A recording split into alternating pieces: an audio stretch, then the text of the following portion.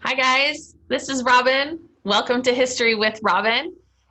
Today we are going to be talking about the Revolutionary War and how it sort of started, if you can guess from my costume. Um, and I am just as a couple of quick reminders, we use the Q&A box if you have any questions or you want to let me know anything. And don't click on anything that says raise your hand, but just type in your question in the Q&A box. If I happen to miss your question or you really want to know the answer to it and I didn't answer it, just type it in again and I'll see it. Okay, great. So I'm going to wait for a couple more of you guys to join us. Hi, Brittany. Welcome back. Hi, Mitchell. Hi, Natalie. Hi, Cohen. Isaiah asked, what is my costume? So my costume is, I decided that I would be a man in the Revolutionary time. You guys, if you've ever seen any movies about the Revolutionary War or read any books, you maybe recognize the three-pointed hat. So I thought maybe I could be Paul Revere. Maybe I could just be a postman or a guy who owns a store. Hi, guys. Hi, Luca. Hi, Cohen. Hi, Aletta. Hi, Isaiah. And Jordan and Sophia. Welcome back. Hi, Sophia. Okay, I'm gonna give us just a couple more minutes. Thank you. I'm glad you like my costume. I really liked putting this one together. We are, Cohen asked what we're gonna learn about. We're gonna learn about a little bit of the things that happened before the Revolutionary War. So it wasn't like one moment they wanted to be part of England and one moment they didn't. There were actually a couple of things or many things that led up to that decision for the colonies to try to become independent from Britain. And so I'm going to go over a couple of them. It's obviously not everything, but some of the things that I thought were pretty important or interesting or big. Okay, great. Alette, thank you for reminding me again how to pronounce your name. I am terrible at that sometimes, so thank you. Okay, great. So good. Okay, so I think we're gonna get started. Hello, everybody. Hello, Evan and April. Thank you for joining my webinar. Okay, so I have a little slideshow that I'm gonna share with you guys. Here we go. Okay, so this is US history, the Revolutionary War, part 1, how we got there. Okay, so Revolutionary War Part 1, what led to the war? Now, there were many reasons that the colonists decided to fight England for their freedom, to want to become independent and become their own country. So we're just going to go over a couple of things that happened in the years before the Revolutionary War, which led up to that decision. I think we have some questions.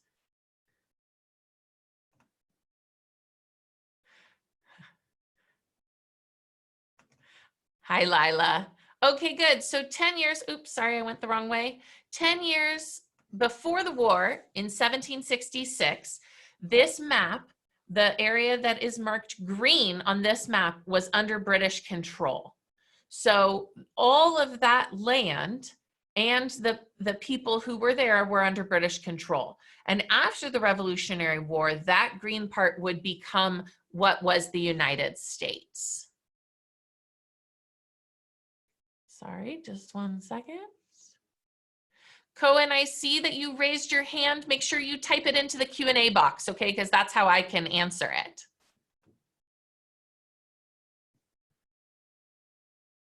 Okay, let's see. Okay, good. So in those 10 years before, you can see the land that was under British control. So one of the things that was happening was there was this great distance. There was so much space between England and its colonies. And England was much, much smaller than the colonies themselves. So the distance was actually 3,126 miles, which means that it would take 6 to 8 weeks, or 1.5 to 2 full months to get there. So any goods that they bought from England, it would take 6 to 8 weeks to get to the colonies. Letters that they wrote, if they wrote a letter to someone at home in England, it would take, almost 2 months for the letter to get there. The other thing that would happen is if they wanted to tell the king something or tell the government in England something, it would take them a long time. There was a lot of distance. And as you can see on the map, England is just this smallish island when you compare it to North America.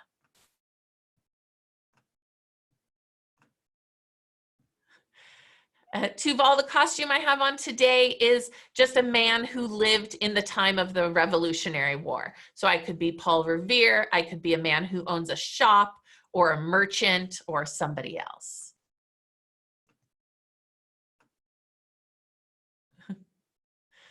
Good. Okay, so those were some of the things. England was far away. Another thing that happened was between 1754 and 1763, the English fought the French, who were also around these areas of the colonies, and their Native American allies in what was called the French and Indian War. Now, if you don't know, the word ally means someone who you are friends with, someone you work with. Sometimes in war instances, it can be the people you fight alongside. So the French and some Native Americans were fighting together to try to take some land from the British, or to keep their own land that they had already colonized. So that was one thing that happened. That's sometimes called the 7 Years' War as well. The English eventually won. They beat the French and their Native American allies. And you can see in red below all the extra land that they collected. So here on the left, all of that area, sorry, it actually doesn't show up in red. I think it's kind of purpley red. So you can see where there's the lines going through it. That was land that they were fighting for. And then that was in 1754 is the one on the left, and the one on the right is after the French and Indian War. And you can actually see all of that purple land became British territory. So they actually gained a lot from having done that.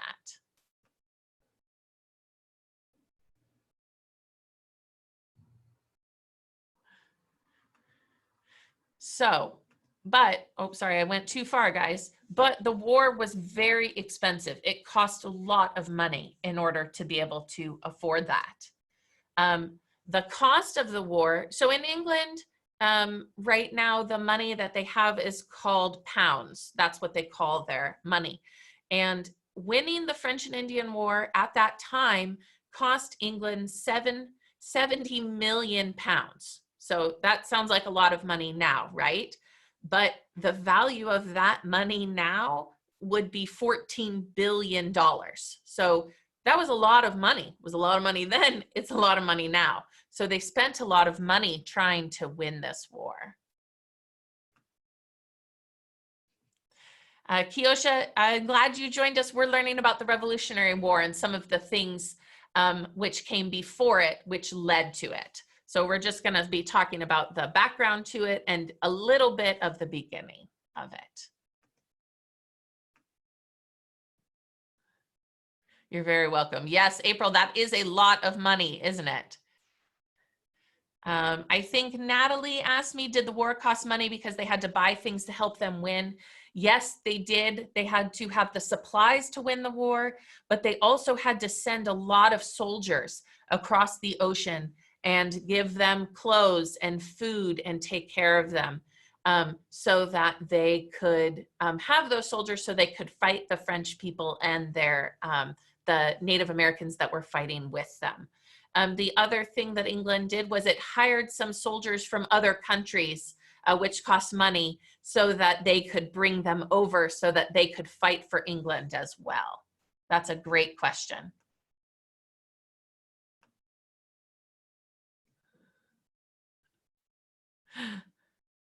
April Milo would like to say hello to you. I think he realizes that he can't, I'm the only one who can see the questions. I'm glad that makes sense, Natalie. Okay, so once the war was won, so they spend all this money, 70 million pounds, and which is equal to $14 billion today. They spend all this money, they win this war, they have all this new land.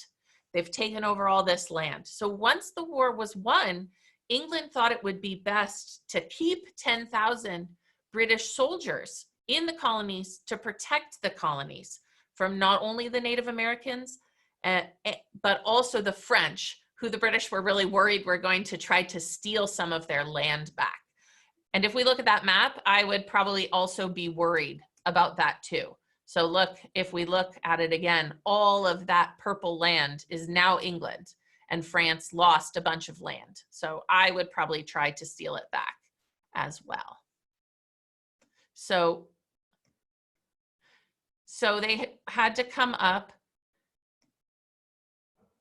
Let's see, I've got some questions here. Arabella asked, were they still a stable country after they lost, or did it take time? I'm sure with any war, it takes a little bit of time to sort of recover, because when you're fighting a war, you're living life a certain way. And then when you win it, it takes a little bit to go back to a normal country. Isaiah asks, so would the supplies shipment take 6 weeks or a month and a half to get to the soldiers? I think that it would probably take at least 6 weeks. It probably wasn't faster than 6 weeks, and probably as long as 2 whole months. And it would really depend on the time of year that they were shipping things, what the ocean was like. So if there were a lot of storms, or they couldn't make as much progress, or if there wasn't a lot of wind, if the sea was calm. The ships in those days, they didn't have motors. The way they ran was on sails. So they needed the wind to be blowing in the right direction to move their boat in the direction they wanted to go. So part of that had to do with how long it took. Natalie, I'm not sure how many people went on the ship at once. I think probably 100 people, maybe more. But I would imagine probably 150 to 200 people would be a lot of people on that ship at one time. And it would be uncomfortable because you'd be really squashed with other people. Okay, so after the war was won, the English wanted to pay for 10,000 British soldiers to stay in the colonies, protect the colonists, fight the French and the Native Americans if they had to, but this was also going to cost money on top of all the money it took for them to fight the war. And the English and England wanted the colonists to pay for this. And so they had an idea of how they wanted to pay for these things. I see you guys have some questions, so I'm just going to switch over to the questions, see if I can answer, and then I'll talk about my next slide. You're right, that is a lot of people. Oh, Kiosha asked, what happened to the country that lost? Did they go back to their own country, or did they still try to fight back or stay? I think the truth is some probably stayed because they had already made their homes there. And I would imagine if they were a French citizen and then they lived in the part of what is Canada now and became British, that they would maybe become a British citizen. I don't actually know exactly how that would work, sorry. But I do think there were probably people who went home or who stayed. And there probably were people who were secretly trying to fight back, which was what England was worried about. Great question about the sailing, Elijah. What if the wind was so strong and they lost track of where they were? Well, that was a real problem. So what ships would do is if the wind was really strong, or if it was blowing in the wrong direction and maybe blowing this way when they really want to be going this way, is they would tie up their sails so there was less of the sail, and then it would keep the wind from pushing it. So if the wind was really going to push them in the wrong way or blow them off course, they actually tie up their sails so that the wind isn't affecting them and they just kind of sit there. I mean, I'm sure they'd still move, but not as much in the wrong direction. Great question.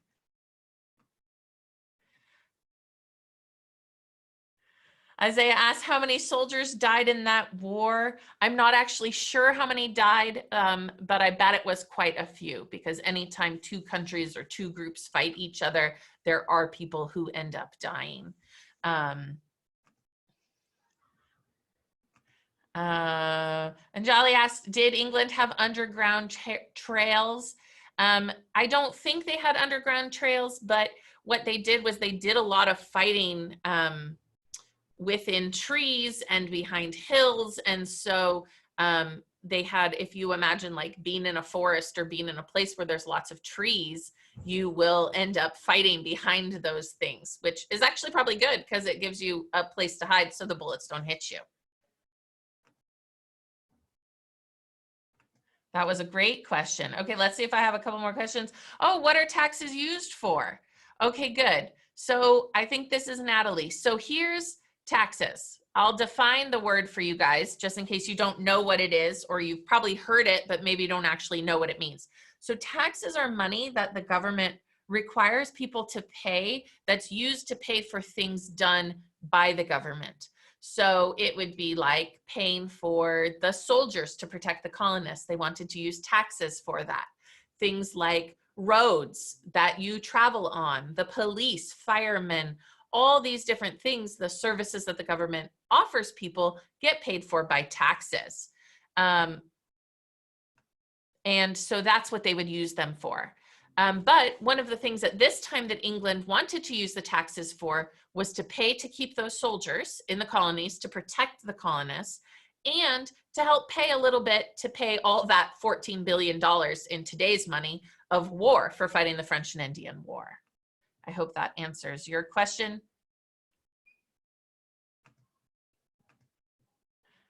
Mark says, couldn't they use oars too? Yes, they could. It just was probably a lot of hard work to row across the Atlantic Ocean. I can't even hardly row across a lake, so I can't imagine rowing 3,168 miles. The ships, I will try to find a picture of the ships. I might have one in here. And if I do have a picture of it, I will tell you, Evan. How did England, Cosmo asked, how did England originally own the colonies? Well, in 1607, they sent over the first group of people. A company called the Virginia Company came over and settled.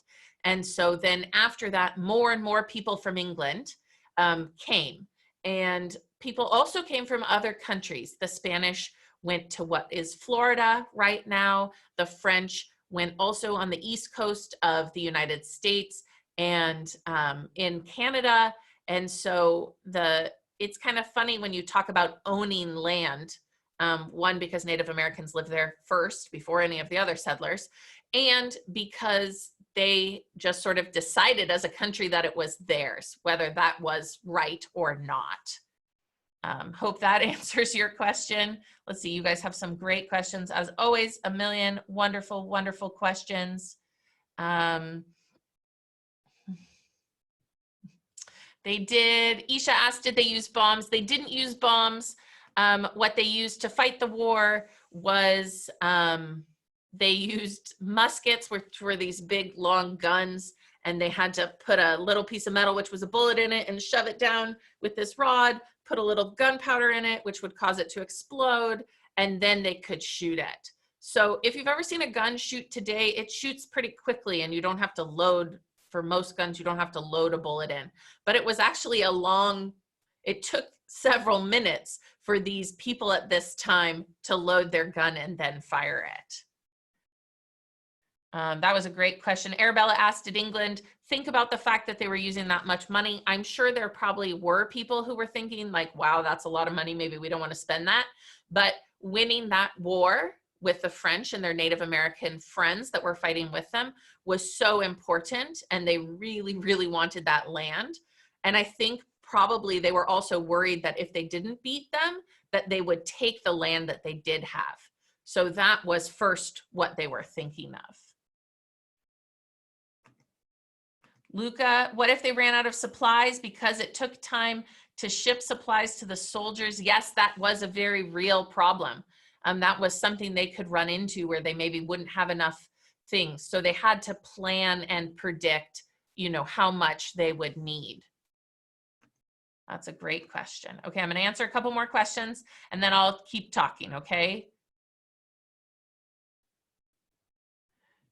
Natalie, I do think part of the taxes probably went to buy soldiers food to eat, the jackets that they had to wear, and those types of things.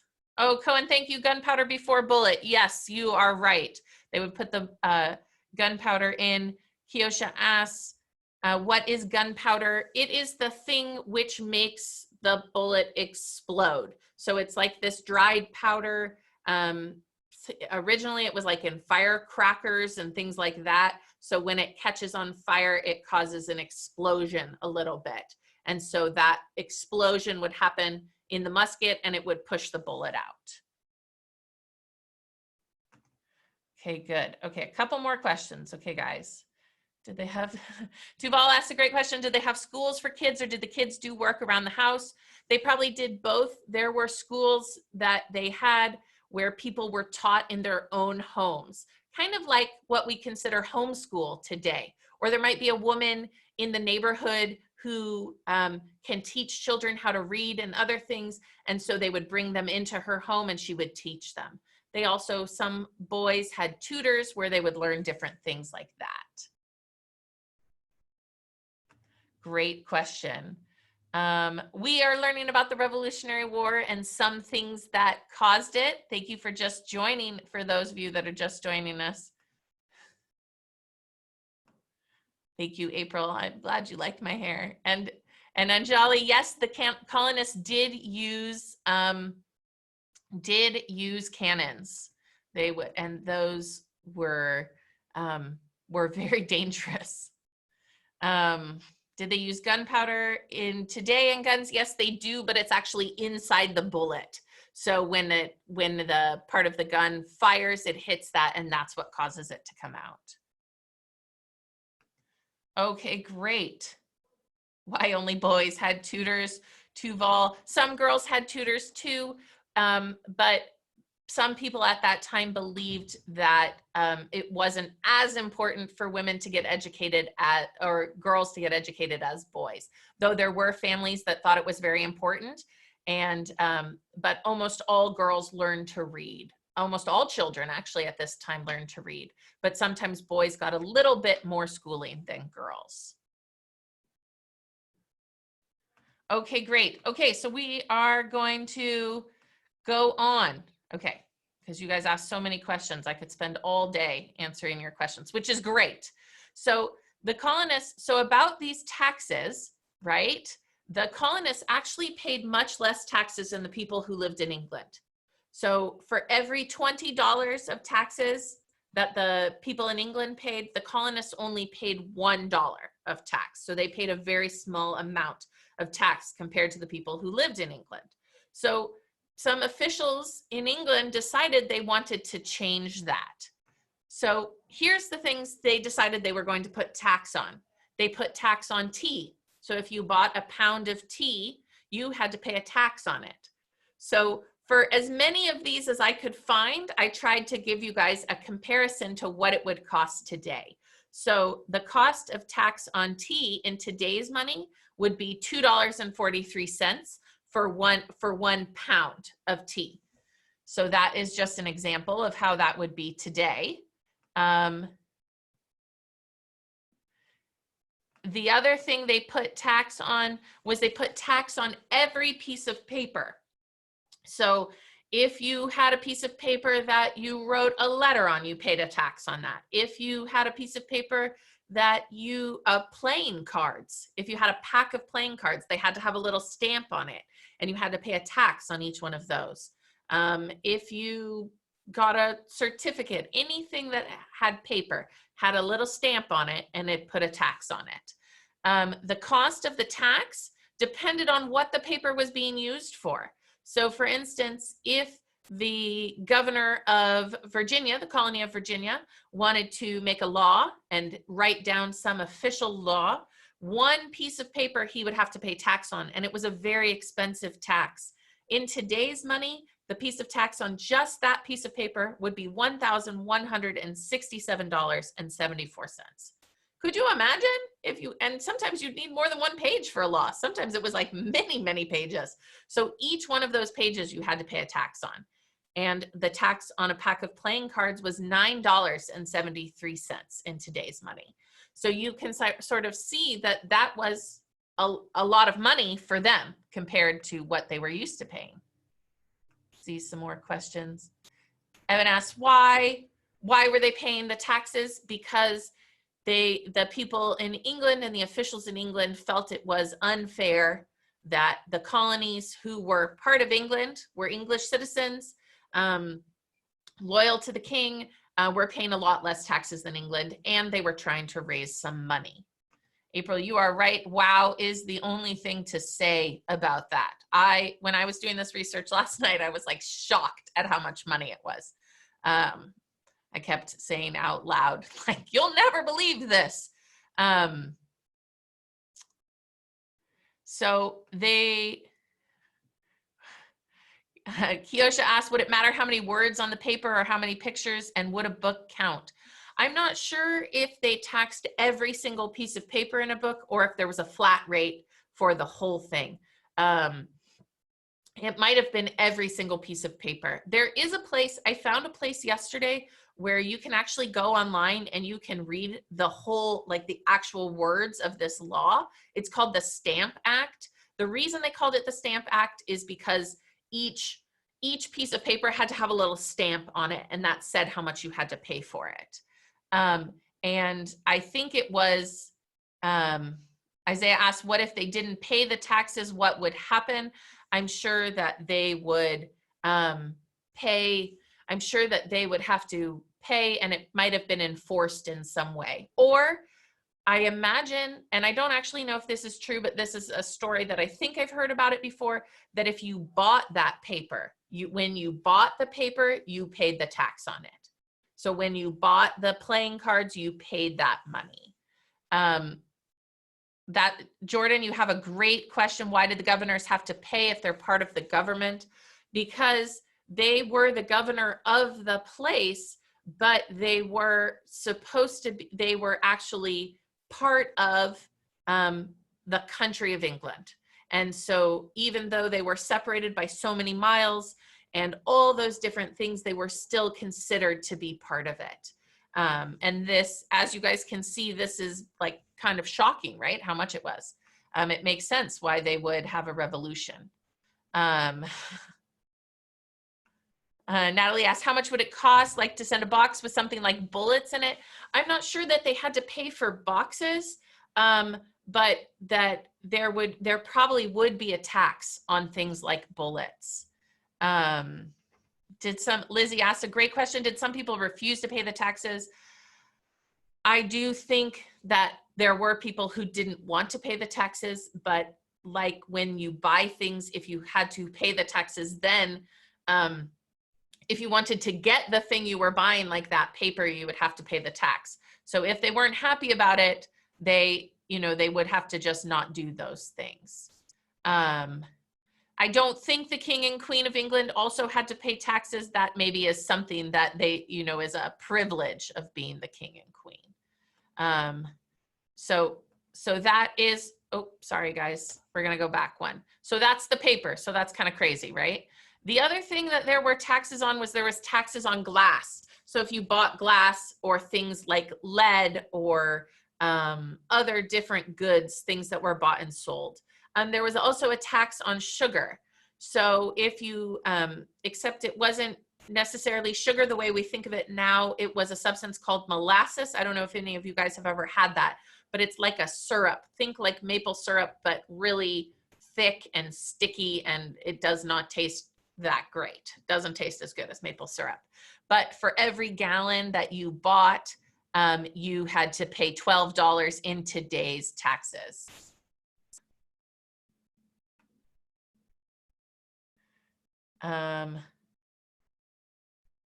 Tuval, sorry I skipped your question. Ask me again, okay? And I will try to answer it. Isaiah asked, did the owner of the store have to pay taxes or was it different for them? I believe they also had to pay taxes when they wanted to get the things from England. So pretty much everybody was paying taxes. And Anjali, yes, it would be more than $6 for a cup of molasses. Can you imagine that?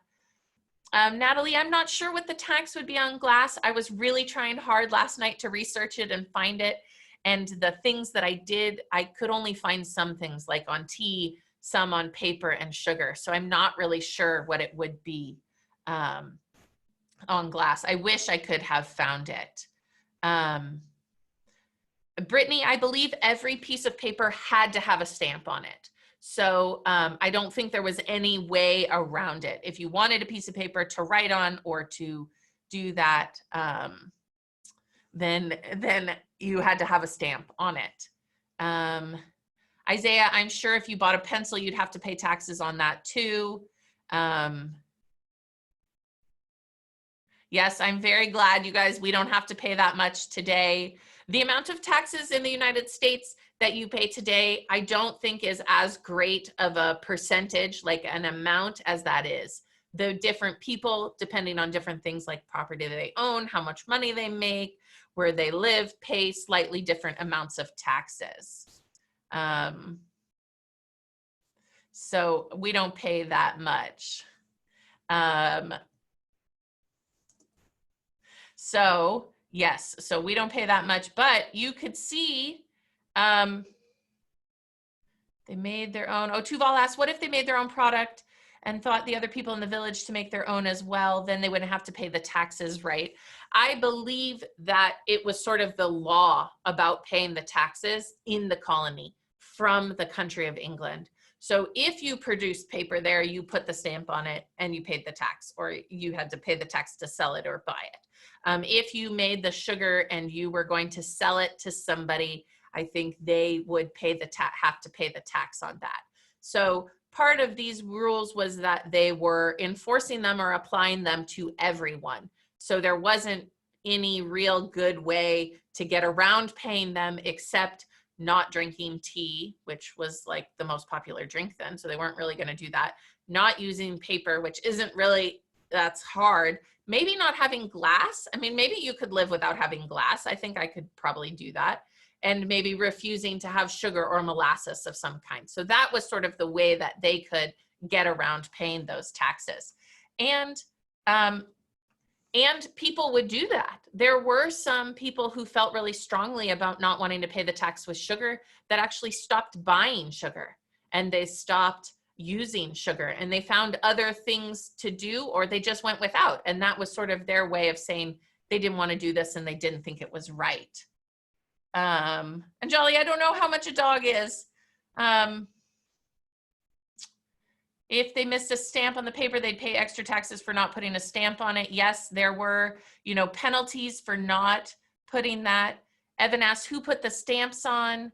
The stamps, I think there was a group of officials in the colonies who were responsible for that. And so then, then they would make sure that that was happened.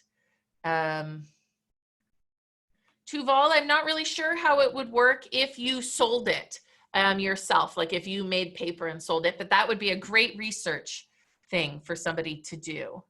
Kiosha, yes, it was so hard probably not to use paper, because how would you write? Maybe if you had saved a bunch of paper in your house, you could do that. Use all sides of paper. I bet it would be a great way to conserve paper. Okay, good. Let me see if there's any other questions.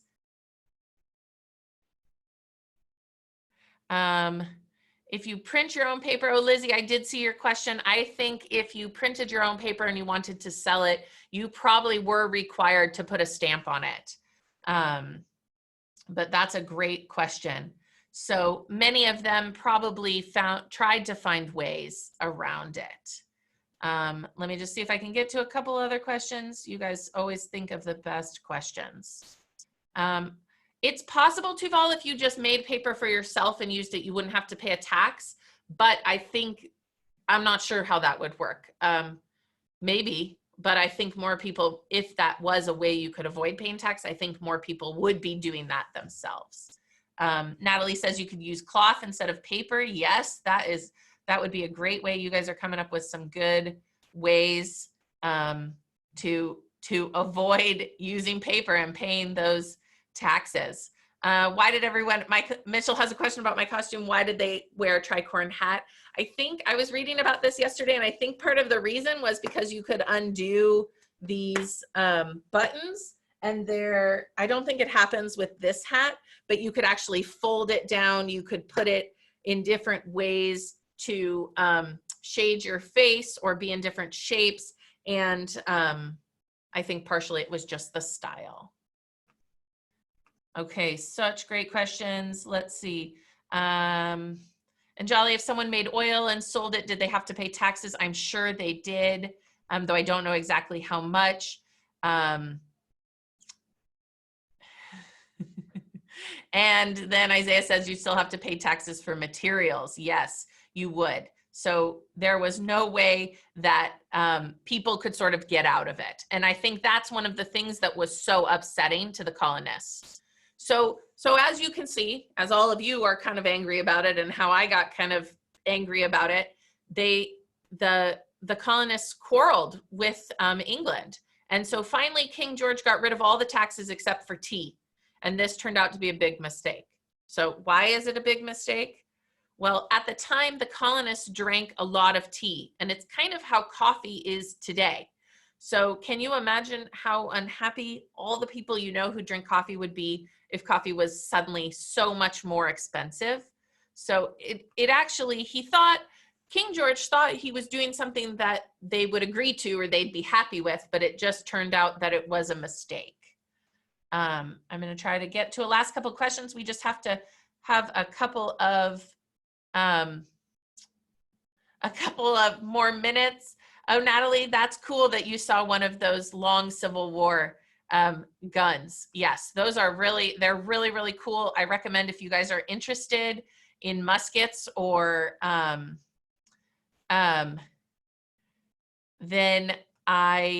then you could look them up because they are really, really interesting to look at. So have you guys heard, you probably have all heard of the Boston Tea Party, which happened in 1773. So at this time, so what happened was there was this group of men who wanted to fight for freedom for the colonies. They were called the Sons of Liberty.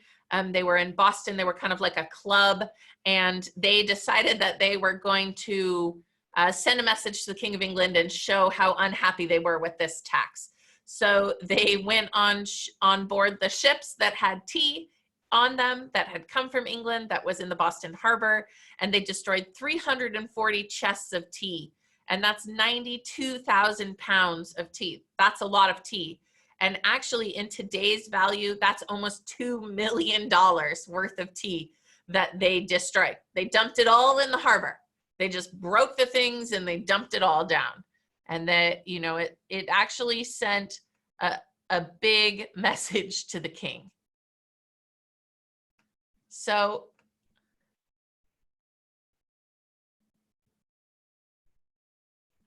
and Jolly asks, oh, did the people who were selling tea charge more? Yes, I think part of the thing is with taxes being charged, people to be able to make their own money had to charge more for the goods that they were selling. Mark, you are right. They are lucky that he took away the other taxes, but they were still upset. So you guys might ask, or why were they so mad about taxes? And it actually wasn't that the colonists didn't want to pay taxes. Most of them, it wasn't like they were like, taxes, no, bad. Most of them argued that they shouldn't have to pay taxes as they weren't allowed to have a say in the way that England ran the colonies. They had their own meeting houses where they could make laws having to do with the colonies, where they were, and that's why they had their own governors and other officials that were like that. But they were not actually part of the British Parliament, which is the part of the British government that makes the laws for England and the land that Britain controls. So while they could make some laws and have some say in the way that their government was run close to them, they had no say in the way that England was going to control them. So some of them didn't want to pay the taxes, they didn't want to pay the extra money, but many of them were actually upset that they were paying these taxes or being forced to pay these taxes, and they had no voice. They had no way that they could have any say in the laws that were going with them, that were going to be applied to them. Luca asked a great question. What happened when the king heard about what happened in Boston? Okay, that just so happens to be my next slide. So as you can imagine, the king was not happy about what happened in Boston. So he came up with a few punishments as a result of this. They had to pay for the tea, so that what today would be worth $2 million. They could have no more town meetings, so they were not allowed to meet. And now the people who lived in the colonies, they had to let British soldiers live in their homes. So a soldier would show up with an order that he was to live in this place, and they had to let him.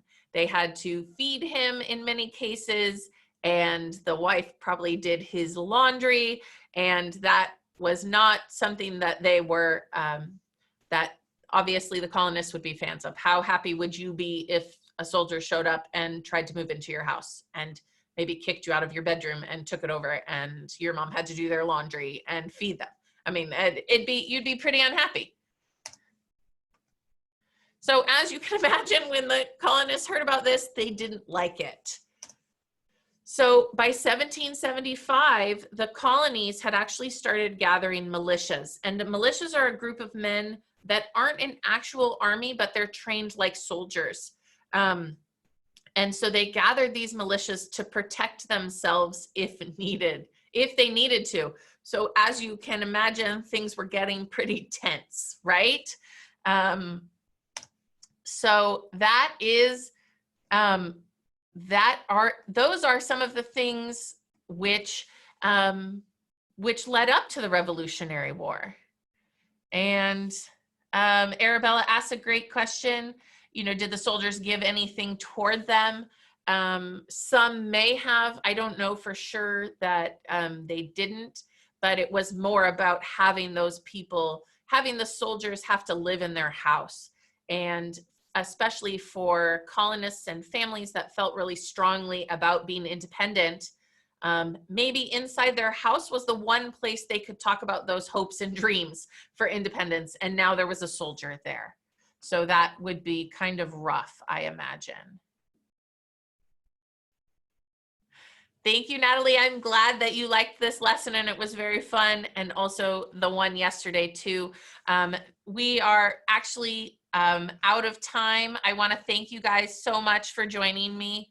I really enjoyed this, and I hope you did too, and that you learned a little bit about what led up to the Revolutionary War. I'm going to do 3 more webinars next week, so if you're interested, we're going to continue to talk about the Revolutionary War and some cool people that were part of the Revolutionary War, and then the forming of the new country, the United States. So if you're really interested in that, or you want to find out, or you just want to see what costume I'm going to wear, you are welcome to sign up for those webinars. So thanks so much for joining me, guys. I hope you have a really good day. Bye.